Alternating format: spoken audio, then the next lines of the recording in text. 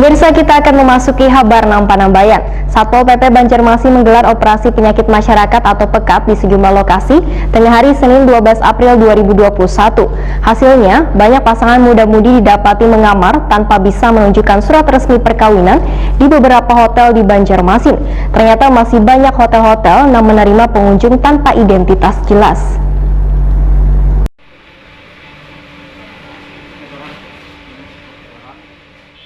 Satpol PP Banjarmasin menggelar operasi penyakit masyarakat atau pekat di sejumlah lokasi tengah hari Senin 12 April 2021. Hasilnya banyak pasangan muda-mudi didapati mengamar tanpa bisa menunjukkan surat resmi perkawinan di beberapa hotel di Banjarmasin.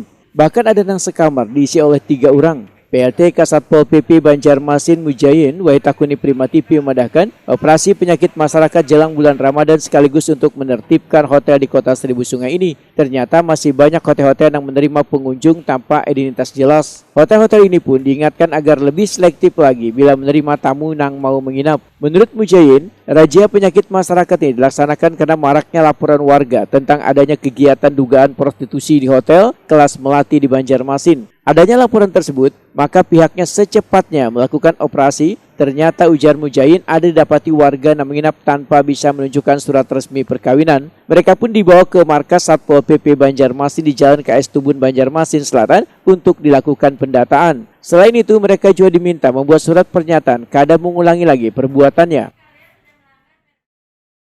Ya, terima kasih. Pada hari ini memang kita mencoba melakukan pertama dulu menyampaikan surat edaran terkait dengan larangan selama bulan Ramadan ke hotel-hotel.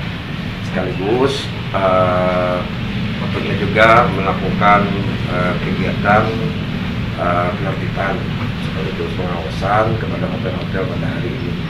Dan terbukti memang lanjutan daripada kegiatan malam Jumat tadi memang masih banyak hotel yang kita lakukan razia pada hari ini. Para pengunjungnya ada yang tidak bisa menunjukkan surat bukti kependudukannya maupun ada beberapa pasangan yang tidak bisa menunjukkan surat keterangan nikahnya. Sementara itu, razia pekat yang dimulai pukul 13.00 WITA berhasil menjaring belasan pasangan tanpa memiliki surat yang jelas.